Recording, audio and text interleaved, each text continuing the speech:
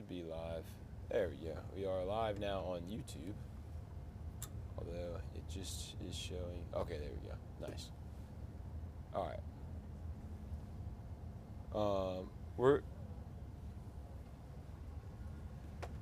Yes. Mm-hmm. Yes. All right. Yes. Oh, I gotta pull up. Yes. Especially too because it says in the news release they sent out that reporters are invited. So, yeah. Today we're going to hear from service members.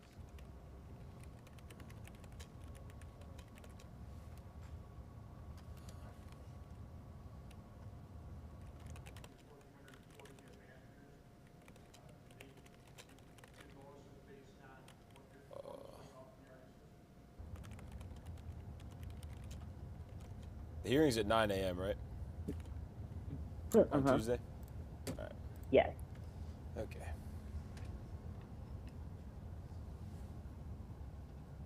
Let me look and see what she says. He called it an event yesterday, but let me look at their news release. Let's see what it says. It's a housing oversight session. A session. Okay. He's calling it an oversight session. Let me change that.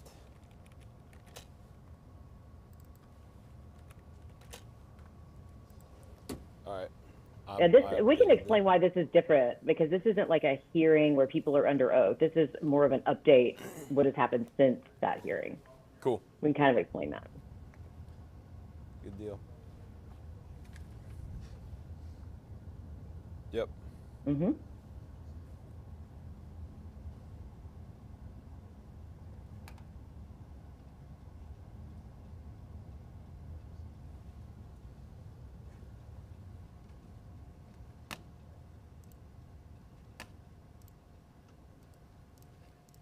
Hey folks, welcome into the News 12 Now desk. Thanks for joining us here on this Thursday, April 13th. It's about 11 o'clock here, and we do have some pretty big news we want to bring you following up on what we had talked about yesterday with Senator Ossoff being in town to inspect military housing on Fort Gordon. We're going to bring in our Meredith Anderson again. And Meredith, if you can, just kind of give us an update to this, to what's going to be happening moving forward with this inspection.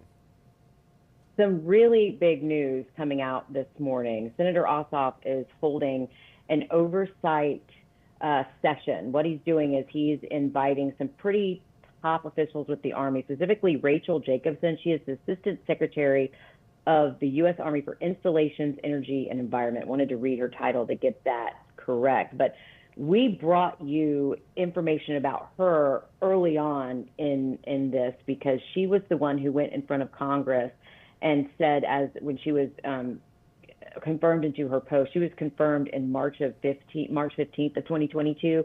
So this is, in April of 2022 when this hearing happened. She hadn't been in her post that long. So this hearing happened, this investigation happened, where the PSI committee basically saw just terrible housing conditions in Fort Gordon and in military housing across the country. So she goes before a congressional group and says, you know what? We are going to launch our own investigation, the Army is, into housing conditions at Fort Gordon, and we are suspending all bonuses into Balfour Beatty executives at Fort Gordon. So she is a very important piece of this puzzle. So to have her at this hearing, this oversight event, and talk about what has happened since this investigation was released, the results of it, and since this hearing, she is a very big deal to be there. Also, Lieutenant General Kevin Vereen will be there. He is the Deputy Chief of Staff of the Army. So this shows you the heavy hitters, so to speak, who are going to be there. But it's not just those two who are going to be meeting with the senator. It is also some Fort Gordon families who are making the trip all the way to Washington, D.C. They're going to be there in the Senate hearing. And what's important about this is that they are going to be sitting in the room with these two top Army leaders and sitting there face to face. And these Army leaders can say, you know what, here's what we have learned since in the years since that investigation has happened, the results were released, and that hearing happened, and all of this came to a head. Here is what we've learned.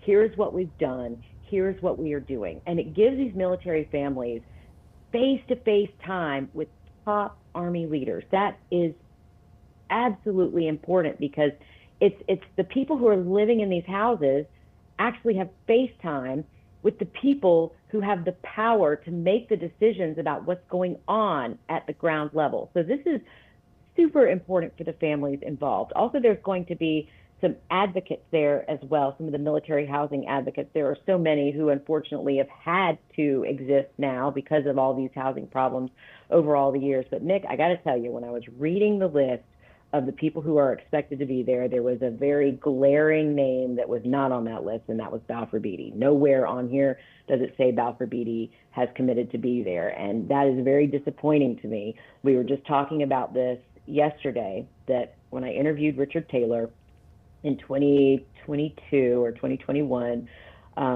he was saying, you know what, transparency. We are going to be transparent. We are going to, put everything out there. We want to help the families. We are on the family side. And then they were reluctant to release, he was specifically reluctant to admit to much of anything when he was under oath, in 2022 at that hearing. And now I'm not seeing his name or anyone from Balfour Beatty on this list of people there. And it's my understanding that they were invited. So maybe that'll change. Maybe Balfour Beatty will be there, but from what I'm seeing now, it doesn't look as though they'll be there. And that's really disappointing to me, especially with their promise of transparency, because I'm just not seeing them deliver on that promise. Yeah, we talked a lot yesterday about accountability and Balfour Beatty maybe finally taking some accountability in this whole thing that we've been talking about for more than 10 years now. What message does it send to the senator, to the families of these, these people living on post who have to deal with these problems? What message do you think that sends to them that Balfour Beatty's not on that list of people supposed to appear? Quite frankly, not the right one. I mean, here's the thing, Nick. All of us are rooting for Balfour Beatty. It is all in our best interest for Balfour Beatty to do a great job with the housing on Fort Gordon. It would make no one happier than me and the senator and all these military families for Balfour Beatty to do a wonderful job. But unfortunately, it's not happening from what we're seeing. And you can't tell them to go. You can't. I mean, they had to be at that hearing in April of last year because when Senator Ossoff was the chair of the PSI, he had the power of subpoena. They had to be there. They were subpoenaed. They had to testify under oath. This is not one of those types of things. This is not a hearing. It's just a meeting. It's an event to kind of look over how far we've come and what we need to do. So it sends, not the best message that, when you have to be there by, the law and you show up, well, yeah, you have to be because you're going to be held in contempt of court. But if you don't have to be there and you don't show up, I don't know. If I were a military family, that would upset me. I'm not a military family member. I don't live in these houses, and I'm upset about it just because I think they owe it to these families to sit in there and say, here's what we've done. And it also, perception is reality, and it appears as though they don't want to face the music, they don't want to face the families, they don't want to face the Army, and quite frankly, I don't even understand it. Yeah, this is almost exactly what we talked about yesterday, because we said, they talk about transparency, right? Until it's like, oh wait, this could get us in trouble. Maybe we withhold a little bit of this if we don't have to share it. So just for kind of like the nuts and bolts of this whole thing, what is the difference between what we're going to see next week and what you covered last year? Okay, good question. Senator Ossoff, as chair of the PSI, he is not chair of the PSI for this Congress, but once he assumed that position, he and his colleagues embarked on this 8-month-long investigation, and it was a bipartisan effort. It involved Democrats and Republicans, and they tirelessly looked into housing conditions, not just Fort Gordon, but at other military installations. But Fort Gordon was kind of the poster child for bad military housing. And after this 8-month-long investigation, they held a hearing. So the morning of the hearing, the PSI released the results of this very intensive investigation. And it was really damning, to be honest. And they held the hearing and had some members of the military there to testify, but they also subpoenaed Balfour Beatty. Balfour Beatty was there to testify under oath, which was important to kind of put them in the hot seat and put them on the spot and answer to some of the questions and concerns that were found during that months-long investigation. So now, fast forward a year later, this oversight meeting is really just a chance for the Army to sit down face to face with the families who live in these houses, who live on post, who live on different military installations, and say, okay, we were listening. We saw what Senator Ossoff and his team uncovered. We heard the testimony. We listened to Captain Cho talk about his daughter whose skin was reptilian in nature from this skin condition that she got allegedly from mold in their house. It was just heartbreaking testimony, which I think we have a little bit of and we'll play later. She kind of is the one who became, for lack of a better word, the face of military housing at Fort Gordon. Just her story so compelling and just so heartbreaking. But this is a chance for the members of the military and the members of these high-ranking officials who ordinarily they probably would never have a chance to be in the same room with or speak with about this sort of thing. And everybody just kind of come together and have a conversation, say, look, here's what we found. Here's what we can do about it. And Senator Jon Ossoff, this is more of him kind of delivering on his promise that, he didn't just find out this stuff and say, oh, this is bad. Here's what's going on. Isn't this terrible? And then, walk away. He is committed to continually making sure that something is being done about it. As, we saw yesterday when he didn't just demand for inspections to happen at Fort Gordon. He was here yesterday, sitting with some of the families as those inspections were happening, overseeing some of those inspections. And that is so important because, I think it's easy to hear, oh, well, why hasn't the Army done any inspection before? Or, what do these inspections mean? Well, these inspections mean a lot of data that we have never had. This is a chance for the Army and a chance for these contractors to go in each house and give it a thorough rundown, look at everything, and be able to give us are things as bad as they appear to be with some of the anecdotal stories and some of the evidence that we've seen from some of these families.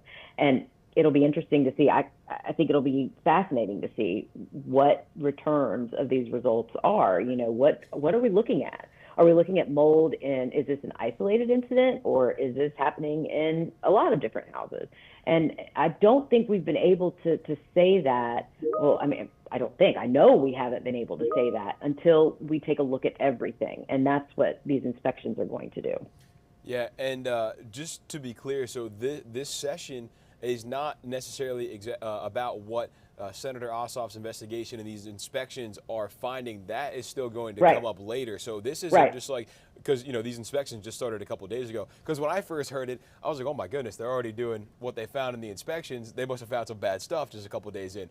But no, this is separate from these inspections that are actively happening right now in Fort Gordon that Senator Ossoff was here for yesterday. Yes, this hearing happened. This meeting is almost going to be a year to the day of when that investigation results were released, when that hearing happened in D.C. So really it's just a follow-up that's like, hey, we're still on this. We're still paying attention to this. This didn't, this wasn't just a bomb that we dropped, like, look at all this terrible stuff that we found and then that's it. Like, no, we're following up on this. And I'm giving you FaceTime with some very important people in the Army who are sitting down and going through this with you. And I think that's what's so important, because a lot of times too, and when you are in Washington, say you're, one of these top Army officials, and, you're looking at all these numbers and you're looking at all these statistics and you're looking at, well, this happened at this house and this happened at this house and this happened at this house. This way, they actually get to put a face and a name and a story and get to actually meet the families who are living through some of this. And it really just kind of brings it home. And when you're looking at the sheer totality of the problem, it's not just, as we were mentioning yesterday, it's not just one or two families. This is not just happening at Fort Gordon. This is happening in installations all over the country. So when you look at the sheer numbers of this, really kind of dialing it down to a couple of families sitting in a room, meeting with these top Army officials, it really kind of brings it back home that, these are families going through this. These aren't, just a document, and these aren't, inspections, and these aren't just pictures of mold in a house. These are real people who are living through these conditions. These are soldiers who have, concerns about their family's health and safety as they're protecting our country. And that's the last stress they need. Their job is stressful enough. So this also kind of, brings it home to the Army too. And I think it's kind of important. So, even with COVID, I've felt it the last couple of days, like the whole disconnect when you're not meeting face to face with someone, it truly matters. And so just being in the same room with somebody face to face, I think it's going to go a really long way. Yeah, and you talked about the data that we're actually going to get from these inspections, because right now the data that we have is some cell phone pictures and videos that have been sent to you Right. over the last 10 to 12 years, and so now we're actually going to get kind of concrete data across the board, not just from this house here, that house there. But one thing I wanted to talk about too was yesterday you had mentioned you were impressed by how quickly this had gotten done. The hearing was a year ago. The inspection started happening just 2 days ago, as we know.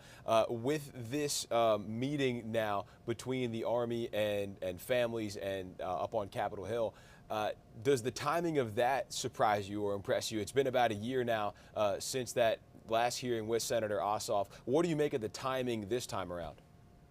Well, after covering this for so long, I mean, I kind of understand the letdown that the military families have felt, because for so long there have been so many promises like, oh, this is a problem. Oh, we'll do something. Oh, I'll, talk to someone about that. And I feel like there's just been a lot of broken promises, a lot of people who say, hey, I really care. This is awful, because, I mean, who doesn't care that our military families are living in homes that might be unsafe, right? But this, to me, is proof that, these promises aren't empty promises, that somebody really is fighting for them and that they're seeing it through. And, it's hard to get anything done in Washington. So sometimes, it's easy for me to say, oh, somebody promised to do something in the past and, nothing ever happened. I'm not saying that they didn't try, because, I mean, you and I both know, Nick, sometimes there's a lot more red tape and things that we don't understand that goes into things like that. But what I do know is what the military families are telling me, and from what I've seen. And that is, Senator Ossoff has done more for this in the last 2 years than anyone else I've seen do anything for this in the last decade. Yeah, and I know you've been in contact with a lot of these families over the years, and especially recently. Have you talked to any, as recently as these inspections started? I mean, how are they feeling about all this with this new announcement? They're feeling very energized, because it was one of those things where sorry, I've got dogs. This is the whole barking COVID working from home thing.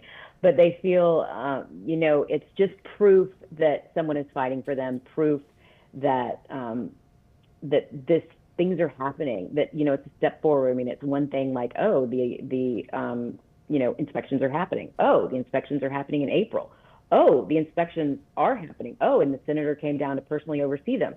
So it's just another step forward, and more trust that has been eroded for so long is being repaired. As I lose my. Oh, you good.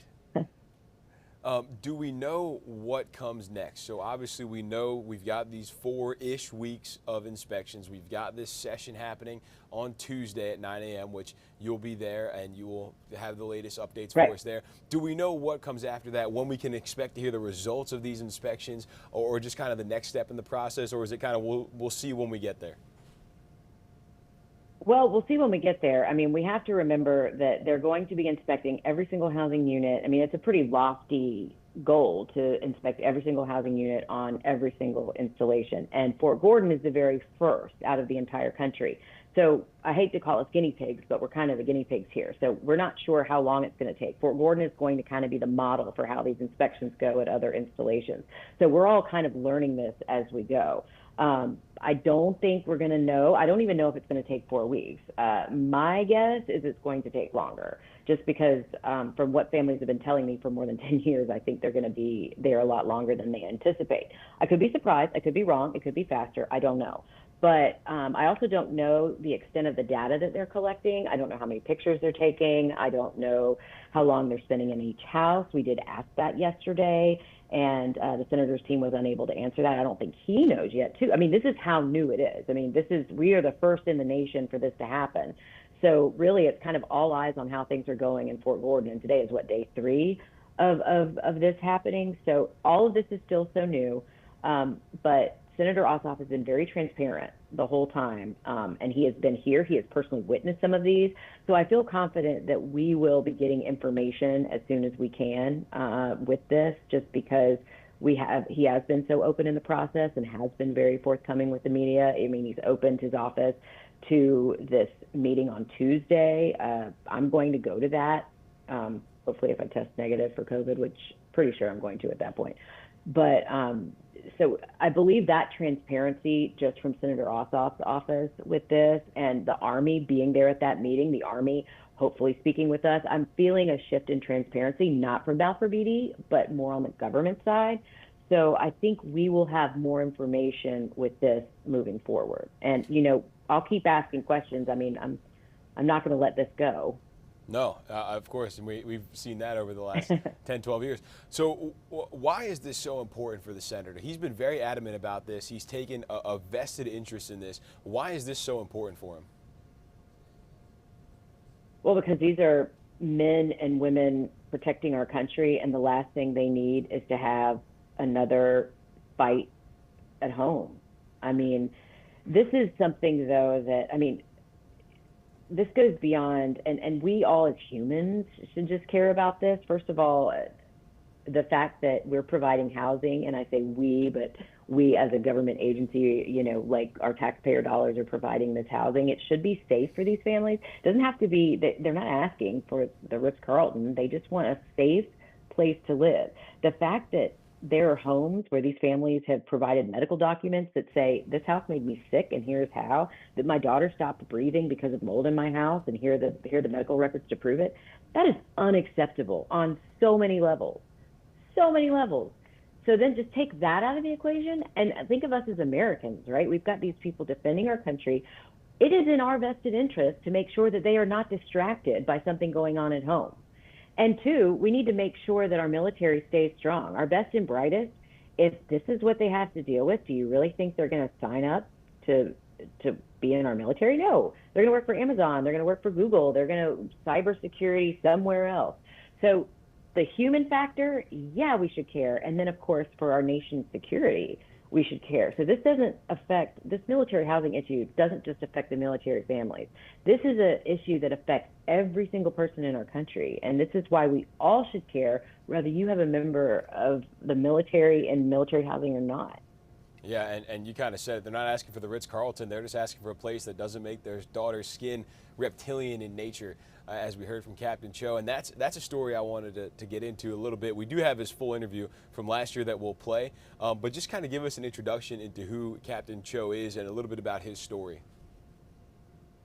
He was an officer who lived in the officer housing in Fort Gordon's newest neighborhood. So it was an area that was supposed to be their nicest, the creme de la creme of Fort Gordon's neighborhood, right? So he moved in, and his daughter started getting sick, and he went through all the necessary channels. He went to the doctor. He got doctor's notes. The doctor says they believe the mold exposure was making his daughter sick. He went up the chain of command, and he says no one believed him.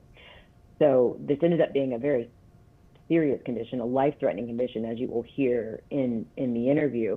But he was so upset about all of this that he flew 7,000 miles because he is now stationed overseas. So he flew 7,000 miles to be at this hearing and to testify in Washington last year because he wanted people to hear his story. He wanted people to hear the story of his daughter because he was just so upset about everything that happened. And he really wanted to make sure that her story became known, because it's not just her. She represents a lot of other families, some families too afraid to speak up. Yeah, and as you mentioned, he did speak on at Capitol Hill last year at that hearing, and we do have his interview. We also have the senator's interview from last year. We also have it from this year, so we're going to go ahead and play a whole bunch of sound for you guys right now. But first, Meredith, was there anything else that you wanted to add that we should know about the inspections or this session coming up? Anything else that we should know? Not really, other than we have, of course, a decade of coverage of this, and we have all of it posted to our website. So if you go to WRDW.com, we also on our streaming services on Roku and Amazon Fire, we have all this video. So if you want to watch more, we've got it. You could watch this for quite some time, but we've uploaded it there just to kind of bring you up to speed so you can check out all of our additional coverage as well. Yeah, absolutely. And we had a good conversation about this yesterday, too. That's also up there as well. It's also on our YouTube channel. So if you need an easy place to find it, go check out any of those spots for all of our Balfour Beatty and Fort Gordon housing coverage that Meredith has done over the last decade plus. So Meredith, as always, we appreciate you giving us the insight there. Before we go, though, how you feeling? How's the COVID treating you? It's all right. Honestly, my dogs are so happy to have me back. I'm ready to come back, but my dogs are not. Well, good to hear. Pretty standard COVID answer, I think. Yeah. And I remember, back in early COVID when you were working from home and the dogs were thrilled. So I'm sure they're happy to have you back. So yeah. Meredith, as always, thank you very much. And we will go ahead and play some of this sound now. And that'll take us right to our midday newscast. So be sure to pop over to the TV side of things once this is over. So Meredith, thank you. Can you kind of tell me a little bit about what you've seen here today? I know that you've been working on this for a long time, and now you're actually out here today. You've stuck through with the plan to help get these military families some help. And so tell me, during your inspections and you're overseeing all of this, tell me what you've been able to see today. I returned to Fort Gordon today to ensure that the Army made good on its commitment to inspect every single home on post. That's a commitment that they made to me at my insistence, and it's a commitment that they made to the personnel here at Fort Gordon. As you know, I led an 8-month bipartisan investigation of conditions for military families in privatized housing on post here. And our findings were deeply disturbing. And there's an urgent need for change. And these home-by-home inspections that are happening this week here at Fort Gordon, the first installation in the nation where this is underway, are an important part of the process of making things right. Absolutely. And a lot of what Meredith has uncovered is that the electricity in these homes, they're not rewiring them correctly. The walls are literally crumbling apart. Are you seeing that they're in there, that these inspectors are going through all of that, or what does it look like? Look, the inspections are underway, and the I-team at WRDW has been covering this for years. And so folks in the Augusta area are familiar with some of these recurring issues: mold, structural problems, potential health hazards. The inspections are ongoing. They began yesterday. They'll continue through the rest of this week. My purpose in being here today is to ensure that these home-by-home inspections, which I demanded from the Army, are in fact happening. Absolutely. And we had talked about this morning. Sometimes the government is notoriously slow with some of this stuff, but you've pushed through on this. Tell me what it's like to be here today to see this actually come to fruition. Look, this began with engagements I had with military families here on post a couple of years ago. And I made a commitment to them that I was going to work on this. Led that investigation. Demanded that the Army take action. I'm here today to make sure that these home-by-home inspections are underway. We're seeing some forward motion. I'm going to keep pushing at it because we've got a long way yet to go. Are you happy with how fast this has come together? I am pleased that the Army was so responsive to my urging that these inspections be launched as soon as possible, and that they happen first here at Fort Gordon. So I'm appreciative that Army leadership has done what I asked and what they said they would do. But again, we've got a long way to go yet to make sure that we're doing right by the families who live here. And these families that you got to meet with this morning, are they still scared? Are they, they're feeling confident that there's going to be change? What are they kind of like today? I spent about an hour in a town hall meeting with more than 40 enlisted personnel on post here today. And I think this is the the fundamental thing, particularly when you've got a young child at home.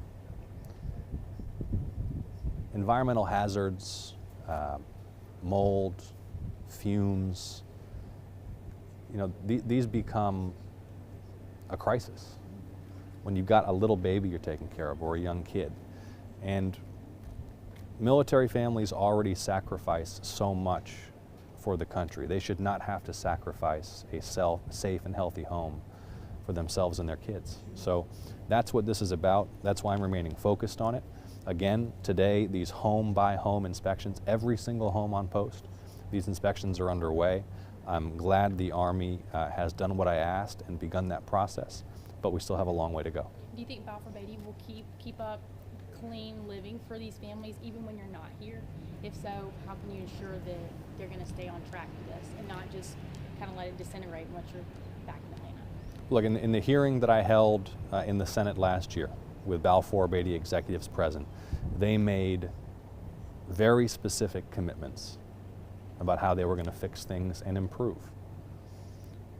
It is too soon to tell whether or not they are making good on those commitments. I sincerely hope that they do, and I'm going to remain focused on this and hold them accountable to the promises they've made. And can you tell me how you found these inspectors to do this? Did you bring them in from somewhere? Are they from around the CSRA region? So I requested that the U.S. Army conduct home-by-home inspections of every single home on post here at Fort Gordon, and that they do it urgently. And they began those inspections this week. I came here personally today to ensure that those inspections are underway, and they are underway. Absolutely. And then one last one to wrap this Sure. up. How long does each inspection at each house last? It's going to vary depending upon the house, and I can have my team or the Army follow up with you for some more specific data on that. Perfect. And then the oversights into next week that Meredith mentioned to me about, can you kind of hit on some of those? Right, because we're open lid on that with RDW, right? Okay. So, and it's Tuesday, yeah? Tuesday morning, yeah. Tuesday morning, let me give it to you from the top so you have the clip well, all right? Tuesday morning, I will hold in the U.S. Senate an oversight session focused on conditions of housing here at Fort Gordon, following up on the bipartisan investigation that I led last year. Remember that a commitment I've made is to stay focused on this. There are no easy or fast fixes, but I'm going to remain focused on it. So we are holding another event in the U.S. Senate on Tuesday. Senior Army leadership will be there to answer questions about what progress has been made since last year's investigation. Okay, so that will include this week as well. So on Tuesday, we will have senior Army leadership in the U.S. Senate for this session that I'll hold to answer my questions about what progress has been made since I unveiled the results of last year's investigation. Absolutely. And do you plan to return back to Fort Gordon after the 4 weeks is over to kind of get all of the numbers back? Look, I have been here many times, and I will continue to return. And once we have data from this round of inspections, my staff and I will be reviewing that data thoroughly, and we will be asking the Army to take action based upon what they find here. When did you move to Fort Gordon? My family and I moved to Fort Gordon in August of 2019. And what made you decide to live on post? You said you'd never lived on post before except for when you were living with your parents growing up. That's correct. So my family and I decided to move on post due to the shortened timeline that we had to prepare ourselves. And we thought that living on post would provide my children the best opportunity to go to school and find a community where there's other children in the same circumstances as them, and they can become peers and friends. We thought that would be the best environment for them at the time. Not to mention it's, what, the world's safest gated community. I wasn't aware of that, but... Think about it. I mean, it's a good gated community. Yeah, that's true. That's true. That's true. Well, safe, I guess, can be thought of in different ways. It turned out not to be so safe in your circumstance. When did you first notice problems with your daughter? I would say approximately a month after we had moved into the home itself. And what kind of problems did you see? She started exhibiting itchiness and rashes on the crooks of her arms, as well as her knees, as well as her torso. And did you think it was just a reaction to playing somewhere, or did you think it was, I don't know, kids can get into lots of things. My daughter, playing in the backyard can get into weeds or something that, makes you itch. We had heard from others that the environment that Augusta is in is different from other locations throughout the U.S., and we had just came from overseas, so we figured that it was just her getting acclimated to being in Augusta. What made you change your mind on that one, though? After her physician, who is an Army doctor at Eisenhower Medical Center, he determined that my daughter had a skin condition that is predicated upon mold. Exposure to mold, mildew, specifically black mold, would cause the symptoms that she exhibited, but she was specifically identified as having severe atopic dermatitis. And had you ever heard of that before? No, I've heard of eczema because babies often exhibit eczema, or young children do, up until a certain age, but not severe atopic dermatitis. And you said it could be fatal. Yes, we were notified by her physician that the potential for it to be fatal is there if the conditions were set. During the hearing today, when you mentioned she wakes up bleeding, that just, as a mother, that just made my heart drop. How often does that happen, and what is life like when she has some of these flare-ups? So her skin has become coarse and rough over the period that she was exposed to the mold at the home itself. And unfortunately, it's tried to heal over time, but it doesn't heal properly due to the irritation she still experiences. So there's been times at night, I can't count per se, but I would estimate roughly between 7 to 10 times at least that her skin has broken in the middle of the night because she scratched herself while she sleeps, and then that causes her to bleed, and then she bleeds onto her bed sheets. So she wakes up bloody? Yes, that's correct. There's been a couple of times where she has wakened my wife and I and have told us that she's bleeding and that she is very itchy and irritated from her condition. This has got to be uncomfortable, but not just physically. This has caused some emotional scars. That is correct. Unfortunately, the emotional aspect is just as profound as the physical aspect. My daughter has sought counseling at her previous school at Augusta, as well as through the chaplain at my former unit, because we had sought garrison resources for counseling, but every single time that we did so, we were unable to reach anyone at all. We kept on getting voicemails or no answers or just dropped calls without reaching a human soul, to which at that point my daughter used an Army resource, a military chaplain who is usually for service members, to receive some type of emotional support outside of the family. As a father, how hard has this been for you? I'm incensed every day that I'm reminded of her condition. You fight for our country, and the sacrifice that you make just by being away from your family. Did you ever imagine your greatest battle would be at home? I'm of the mindset that the home should be the sanctuary where we can hang up our uniform, we can hang up whatever worries or troubles that we have in the outside society, and come home to our home, which provides us a certain level of comfort and expectation. So it disappoints me greatly that that has not been the case with us. It's bad enough that this happened to your daughter, but then do you feel like no one believed you? That is quite true. I am thankful that the physicians, both on post and off post, provided extensive medical documentation to establish my daughter's condition, because unfortunately there are certain members of the Fort Gordon community who were not as supportive and who actually said to my face that they either doubted her condition, doubted the extenuating circumstances that led to it, or felt as if we were fabricating her condition to further our own personal cause. Did the Fort Gordon Garrison commander believe you? The Fort Gordon Garrison commander, Colonel Pick, did not believe me. I recall a distinct conversation between himself, his command Sergeant Major Brent Smith, as well as the deputy commander, Mr. Hugh Harden, 1 week following my chain of command in Balfour Beatty having a discussion about my family being allowed to move off post. When we had that discussion between the Garrison command team and I, Colonel Pick, to my face, said to me very clearly and in no uncertain terms that he felt as if either it was not the home that was causing my daughter's condition, which At that point, there was extensive documentation both on post and off post to include Augusta University that established that was true, or that something else was taking place and that it was not truly based upon her. A lot of this discussion today is focused on Balfour Beatty, but does the Army have some responsibility in this too? I would say it's based upon organization to organization. The Army as a whole is very supportive of their service members. The Army has a model saying people first, which I think is something that we are starting to see come into fruition. However, at least in specific cases such as the Fort Gordon Garrison Command Team, that is not what is taking place, at least for my family.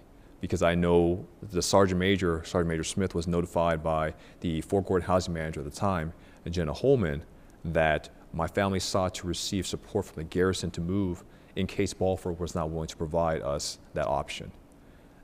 We were essentially stonewalled for several months between either Ms. Holman not responding to emails or Sergeant Major saying that things were still being discussed, or that he had to brief the colonel himself, or that some other semantic had come into play before either approval or denial was given. And ultimately it led to denial. We were not approved by the garrison to move off post in the aspect that they would fund the move itself. That's disappointing, because a lot of times, when you talk to the garrison commander will blame Balfour Beatty will blame the garrison commander. So there's a lot of finger pointing, but it appears as though, at least in this situation, there is some blame on both sides. I would say quite distinctly that there is culpability on both sides. Balfour Beatty, who manages the homes, who provides direct oversight for the homes, both at Fort Gordon as well as the other installations throughout the DoD. In this case, specifically the Fort Gordon Garrison Command Team, those two gentlemen also have culpability in the sense that there was no sense of urgency. There was no sense of, we need to respond to this soldier's request as soon as possible, and at least provide some type of options and to have a parlay take place sooner. Because when I contacted the garrison, they were notified in October 2020. I did not get a finalized sit down with the command team until 2021 January, and that was only at the behest of my command team, or my chain of command at the time, who reached out to Colonel Pick and to Sergeant Major Smith and said, this needs to be done as soon as possible. Meanwhile, your 8-year-old girl is suffering.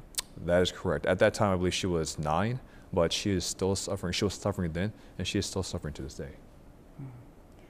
How do you feel now after testifying and having Senator Ossoff contact you, having your story be part of this 8-month-long investigation? It is a damning report.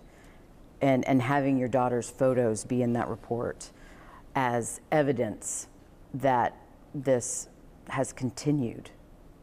The narrative that took place today, I hope, resonates with both military families as well as the members of the committee and others who can make executive decisions that can affect change for said military families.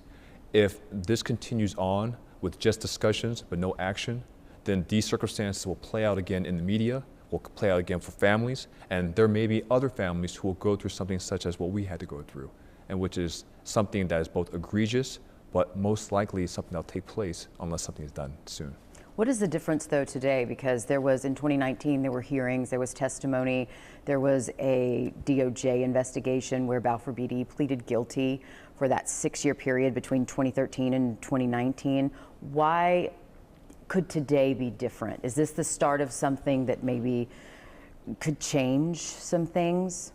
Do you get that sense? I am cautiously optimistic that there is some type of change that can be affected now that the narratives between my family, the other families, as well as the very dogged approach that Senator Ossoff has taken in regards to the Fort Gordon housing situation. So we'll see. I really hope that the subcommittee can, again, impact that type of change that others are seeking, because there is no solution for my family. There is no resolution for my family. There is no resolution for my daughter. There is nothing for her. All we can do as a family is to support her to the best of our ability and to help mitigate her condition, because it is a potentially lifelong condition that she'll suffer. However, given the testimony that took place today, we sincerely hope that there are others out there who see that you do not have to be muted, you do not have to be gagged. There are definitely those who are sympathetic, and if you let your voice be heard, then it will impact those who can make a decision that will impact you again directly. And you flew how many miles to be here today? I flew from Camp Humphrey, South Korea. 7,000 7,000 and miles. some change, yes. 17 hours on a plane. About 14 hours, but there were no babies on the plane this time. It was okay. Why was this so important to you to be here? I mean, that's a lot of effort. My daughter suffered. The least I can do is at least come out and represent her and have her voice be heard and have her image be shown and have her narrative be understood. So that way, again, the folks here that are present can do something about this, and that those who are responsible are held accountable in the same aspect. What do you want to say to the other members of the military at Fort Gordon? They'll be hearing your story tonight. They'll be hearing your story some more in the coming days. We'll do some more in-depth reporting because we have a lot of footage to bring back. But they're going to see you bravely talking about this, testifying here. If somebody else is having a problem there, what do they need to do? So many people have felt bullied into silence. I think for those who know me and who are familiar with me and how I am, they would not be surprised, given my personality and how passionate that my family has been about the circumstances that we've endured. However, for those who are not familiar with who I am, I say that it does not matter what rank you are, what branch that you serve, how long you've served, it's the circumstances. We're talking about support for your family. We're talking about support for you. We're talking about your home. Your home should be your sanctuary. You should not be concerned about your home being a source of detriment to your health or to your family's health. And that rank irrelevant, by all means, speak up to your chain of command. Speak up to the garrison for what it's worth. But by all means, speak up. Because if you don't champion yourself, no one else is going to champion you. Did you see any of our reporting? Just curious if you had watched any of the stories that we had done about the housing at Fort Gordon. Yes, I am aware of the reporting that had been conducted previously. 2019, before we moved to Fort Gordon, actually I was concerned and I had my doubts about moving on post due to the report that took place prior to us arriving. Because I think this was around, February, March of 2019? And we arrived in August of 2019. So my wife and I actually paused and were concerned, should we move on post? But we were reassured by the Balfour Beatty representatives that your home and the condition that it's in is different from the enlisted home. But again, rank irrelevant. It shouldn't matter if you're an enlisted soldier or you're a commissioned soldier. Your home should be at the standard and quality that is able to fully support your family without any type of repercussions. So you brought that up to them. You said, but we saw. Oh yeah, definitely.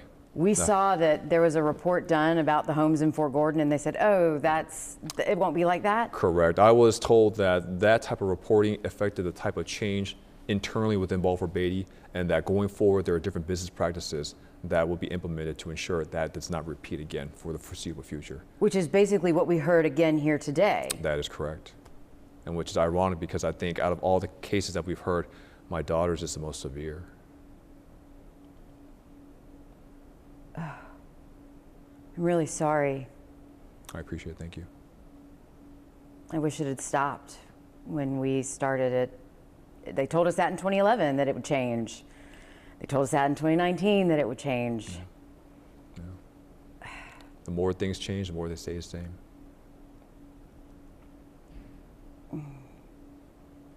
Yeah, I'm really, for what it's worth, I'm really, really sorry. I know I couldn't stop it, but maybe you can stop it now.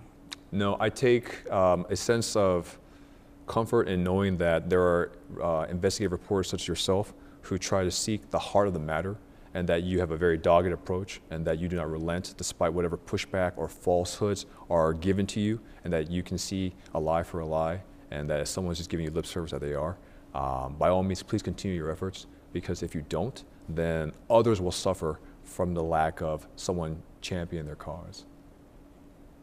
Well, thank you. And I hope that this helps. I think it will. I spoke to my daughter about half an hour before the hearing took place, and I told her, I'm here. I want you to know that this is for you. This is not for me. This is not for anybody in our family, whether this is detrimental to my career or whether this helps my career or whether it doesn't do anything for my career. This is for you, and I want you to know that everyone will know your story, and they'll know what you have suffered and how patient you have been.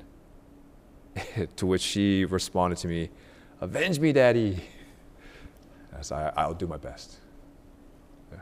I love that. Yeah. Yeah. I love that. That's awesome. It was That's great. awesome. So she's walking a little taller, Yeah. knowing you're fighting. I mean, that's kind of awesome knowing her soldier dad's fighting for her It in is Washington. great. It's a great feeling, yes. And is there anything that I didn't ask you about that you want to say that we didn't get to?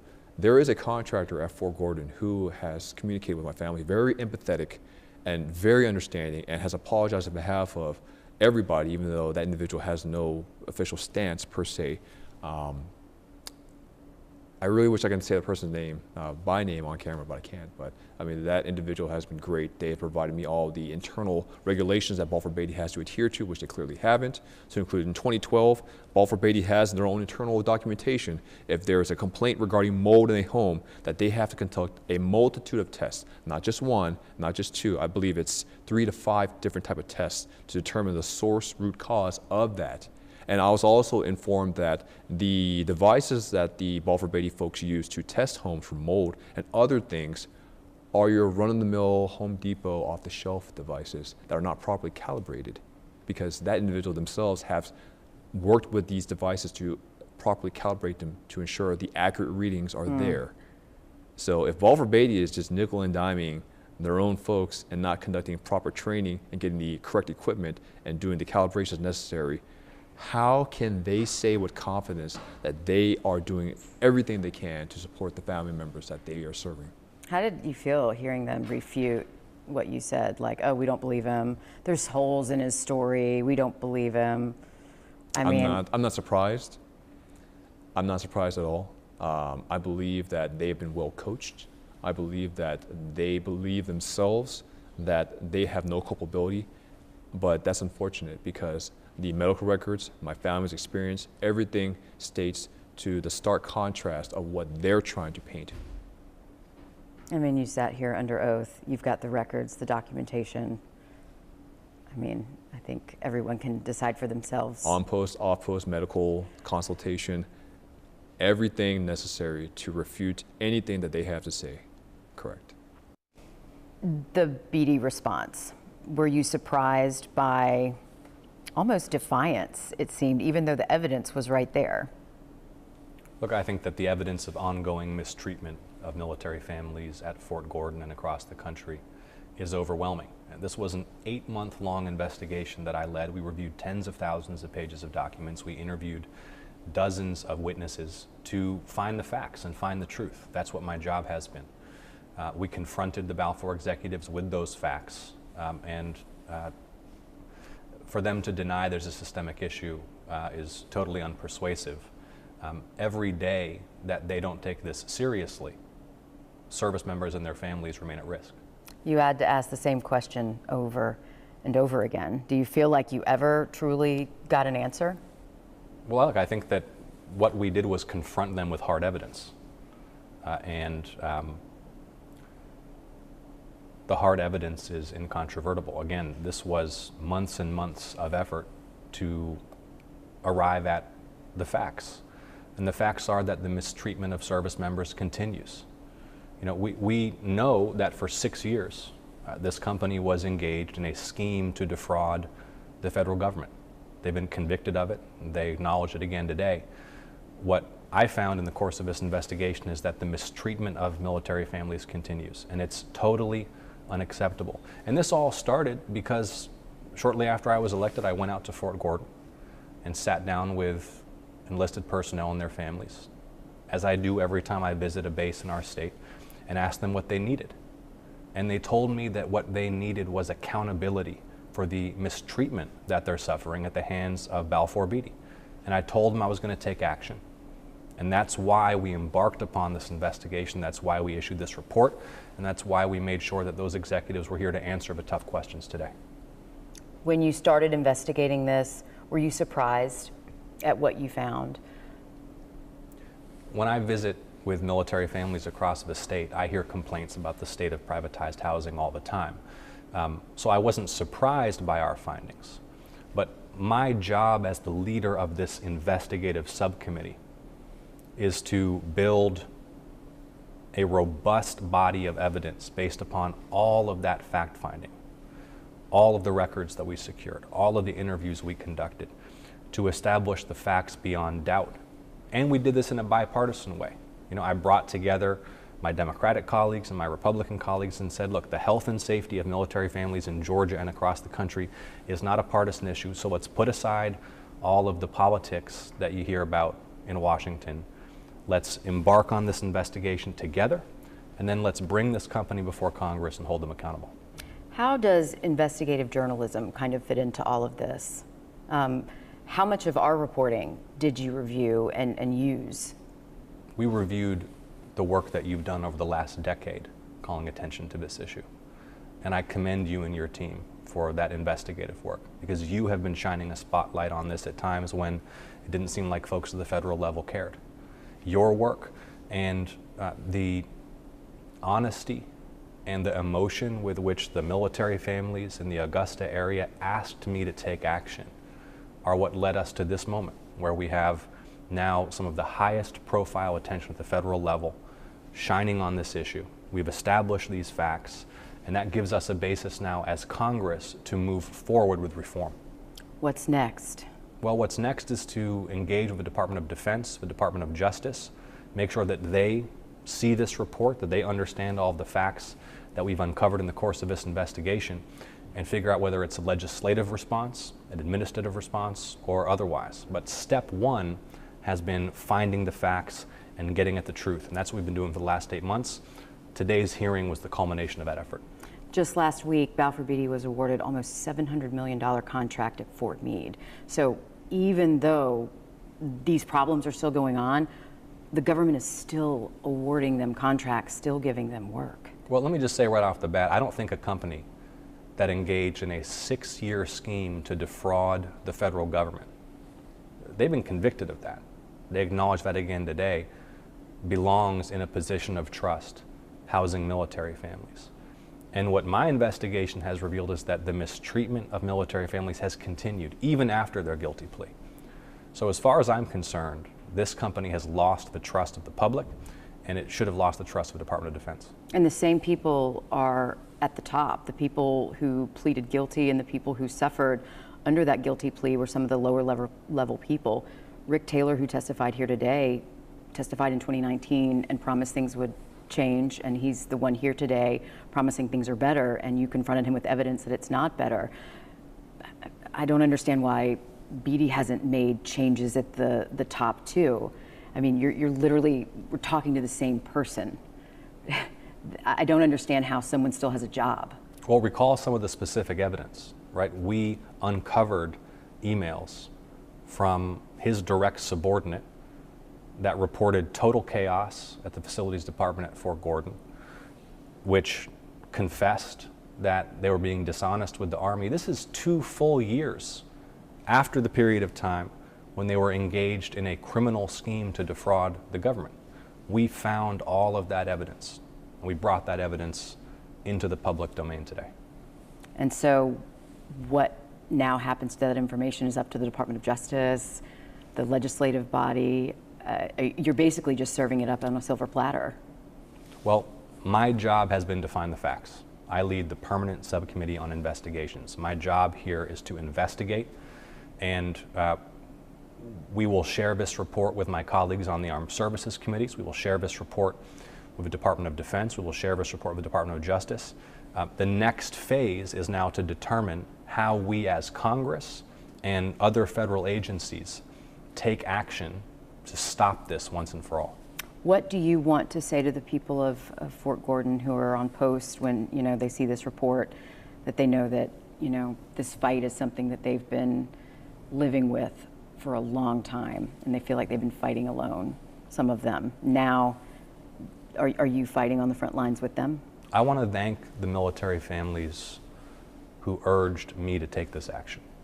I want to thank the military families who have persevered in telling the truth despite their fear of retaliation. I want to thank the military families who were interviewed by my team over these last 8 months as we've conducted this investigation. Without the support and cooperation of the community on post, we could not have done this work. When will you be back? Very soon. Be back in the Augusta area very soon. We'll be sure to let you know. And what I want to do next time I'm in town is sit down with some of those same families who now almost a year ago urged me to take this action, share with them the results of our investigation, talk through together how we move forward from here. And let me say this, anybody on post, anybody in the community who's having any problems right now, reach out to me, reach out to my office. We are here to serve you, and we're going to continue to remain fully committed to standing up for military families in Augusta, across the state of Georgia, and across. All right, Senator Ossoff, can you kind of tell me a little bit about what you've seen here today? I know that you've been working on this for a long time, and now you're actually out here today. You've stuck through with the plan to help get these military families some help. And so tell me, during your inspections and you're overseeing all of this, tell me what you've been able to see today. I returned to Fort Gordon today to ensure that the Army made good on its commitment to inspect every single home on post. That's a commitment that they made to me at my insistence, and it's a commitment that they made to the personnel here